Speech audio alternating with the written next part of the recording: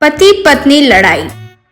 एक बार राजा रानी नाम के दो लोगों की शादी हुई। शादी की पहले दिन राजा, क्या मेरी आंखों में सीधे देखने के लिए डर रही हो या शर्मा रही हो? वैसे कुछ नहीं है, आपकी उल्लू जैसे आंखें देखकर मुझे चिढ़ मच रही है, इसीलिए मैं और नहीं देख पा रही हूँ। ओहो, डायलॉग के बदले डायलॉग। ओके, हमें साथ जिंदगी शुरू करने के पहले कुछ बातों के बारे में बातचीत कर लेते हैं। बोलिए। द्वितीय विश्व युद्ध क्यों हुआ है पता है? हिटलर का ईगो हर्ट होने के कारण। विदेशियों को हमने क्यों भगा दिया पता है? तो उसने जवाब दिया कि स्वतंत्रता दिन पर चॉकलेट्स पाने के लिए। नहीं, क्योंकि भारतीय लोगों का ईगो हर्ट हुआ इसलिए। पति पत्नी के बीच झगड़े क्यों होते हैं पता है? एक दूसरे के ईगो को हर्ट करने के कारण। इस दुनिया में हर झगड़े का कारण ईगो ईगो ईगो ईगो। ओहो, अच्छा, लेकिन ये ईगो क्या है जी? ईगो यानी आत्मसम्मान। आत्मसम्मान यानी सेल्फ रिस्पेक्ट होता है ना जी? ओहो, तुम्हें लगता है तुम्हें मुझसे ज्यादा पता है। ठीक है, तो तुम ही कहो, ईगो क्या है? ईगो यानी अहंकार, सिर्फ मैं हूँ वाला भाव। तो जब पता था तो ईगो क्या है तो क्यों पूछी? देखा, आपका ईगो हर्ट हुआ भी, इसकी वजह से ही परिवार टूट जाते हैं, यही कह रहे हो ना?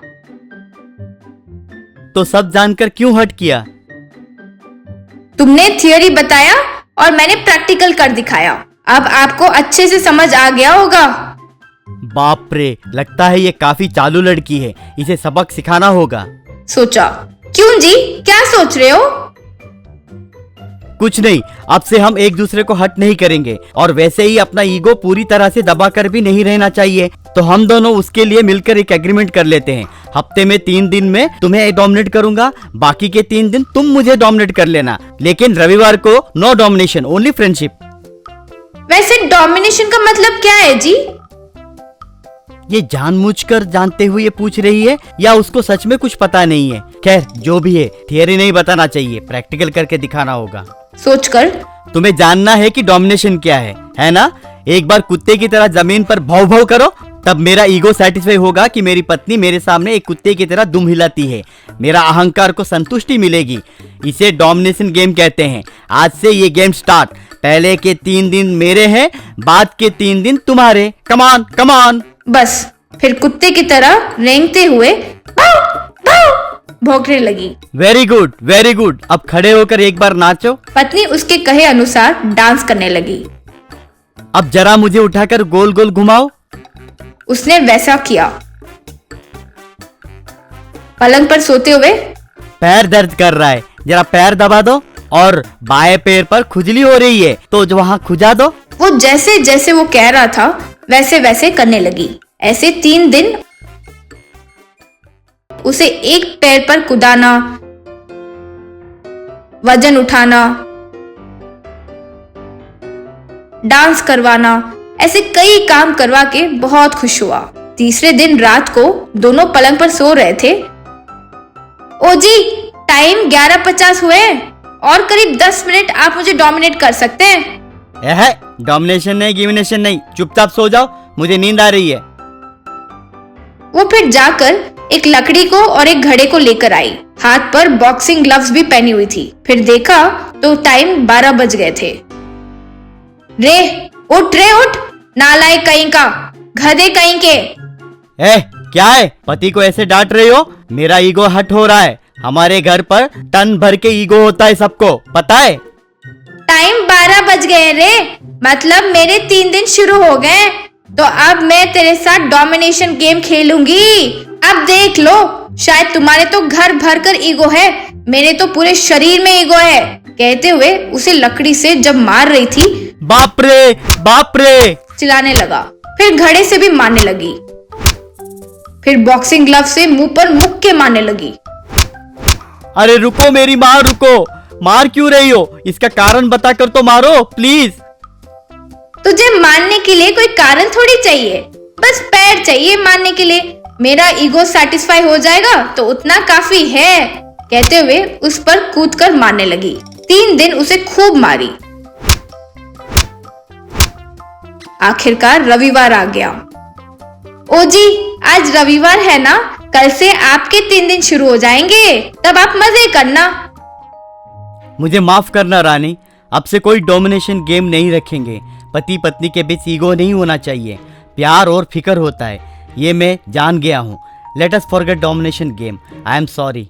इस तरह उस दिन के बाद वे दोनों एक दूसरे के साथ प्यार से पेश आने लगे। Bike food truck. एक गांव में नरेन नाम का एक आदमी रहता था। उसको बचपन से ही खाना बनाने का शौक था। वो बहुत पढ़ा लिखा होने के बावजूद होटल बिजनेस में कदम रखने के लिए सोचा। नरेन भुवनेश्वर नाम के एक प्लॉट मालिक के पास से एक खाली जगह लीज में लिया। बैंक लोन लेके उस जगह पे वो टिफिन सेंटर खोला। उसमें वो तरह तरह के नाश्ता तैयार करवाता था। नरेन खुद पास खड़ा रह के नाश्ता प्रिपेयर करवाता था। भुवनेश्वर रोज उस होटल पे आता था। क्यों भाई नरेन, सुना है हमारे होटल में वड़ा पाव और बादाम केसरी का स्वाद लाजवाब है, एक बार लेकर आओ, चख के देखता हूँ। वैसे भुवनेश्वर रोज आके होटल में नाश्ता करता था। घर वालों के लिए पार्सल भी लेकर जाता था, लेकिन नरेन कुछ भी नहीं सोचता था। वैसे 6 महीने बीत गए। एक दिन भुवनेश्वर उस होटल में आकर, हाँ नरेन, अगले हफ्ते मेरी बेटी की शादी है, ये तो तुम्हें मालूम है। कैटरिंग का ऑर्डर मैं तुम्हें दे रहा हूं। कम से कम 24 प्रकार के आइटम्स बनाने के लिए कोशिश कर। शादी में कम से कम 1000 लोग आ सकते हैं, उस हिसाब से खाना तैयार कर। बहुत अच्छी बात है सर। 24 आइटम्स मतलब पर हेड 500 रुपए लगेंगे। आपके लिए मैं बिना प्रॉफिट जोड़े 300 रुपए लूंगा। टोटल 3 लाख खर्च होंगे। 1 लाख एडवांस दिए तो सामान मंगाऊंगा। क्या बात कर रहे हो तुम? मेरी बेटी की शादी के लिए मेरे ही होटल में मुझे पैसा भरना होगा?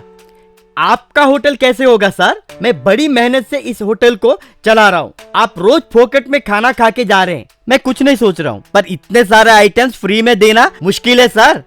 तो तुम्हारा मतलब यह है कि इस होटल से मेरा कोई लेना देना नहीं है। अगर मैं इस प्राइम एरिया में तुम्हें जगह नहीं देता तो तू कहाँ पे होता? तमीज से मेरी बेटी की शादी में फ्री कैटरिंग कर, वरना ये होटल छोड़ के चल जाता। मैं फ्री में कैटरिंग नहीं कर सकता। वैसे आप मुझे खाली कैसे करवा सकते हैं? 30 साल का लीज है सर। ऐसा कुछ होगा मुझे पहले ही मालूम था, इसलिए एग्रीमेंट में मैंने एक क्लैश किया। एग्रीमेंट के मुताबिक मैं खुद अगर यहाँ होटल बनाना चाहूंगा तो तुम्हें खाली करना होगा। लगता है तुमने ठीक से पढ़ा नहीं है, इसलिए आज से मैं खुद इस होटल का मालिक हूँ। दफा हो जाओ यहाँ से। वैसे नरेन को खाली करवा के भुवनेश्वर होटल चलाना शुरू किया। भुवनेश्वर ज्यादा पैसा कमाने के चक्कर में उस होटल में सस्ता माल लाना शुरू किया।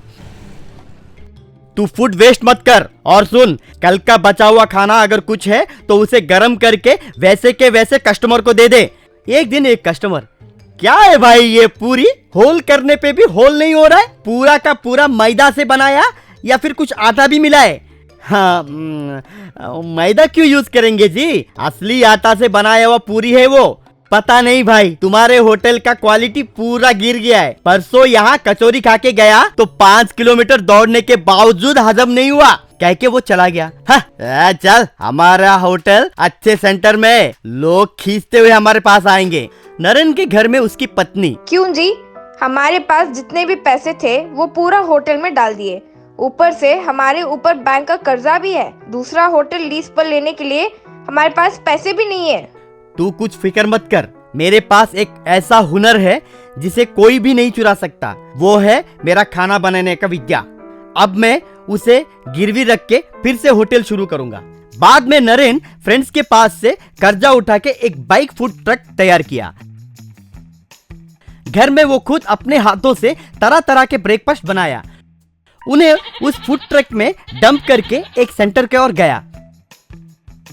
एक आके वहां पे ढोकला खाया। आहा, इसे टेस्ट बोलते हैं। वो होटल जब तक तू चला रहा था ना, ठीक था।